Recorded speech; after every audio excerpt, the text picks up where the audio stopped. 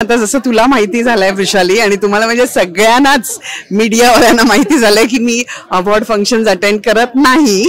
त्याचं काही असं एक स्पेसिफिक कारण असं नाहीये, पण मी आळस करते त्या बाबतीत।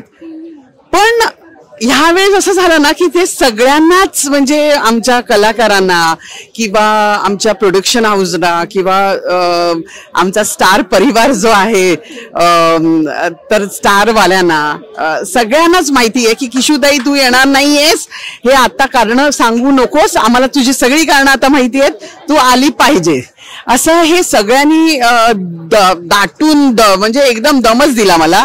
ही तर डायरेक्ट मला न्यायलाच आली, तर तुला उचलून नेईन असं वगैरे धमकी दिली।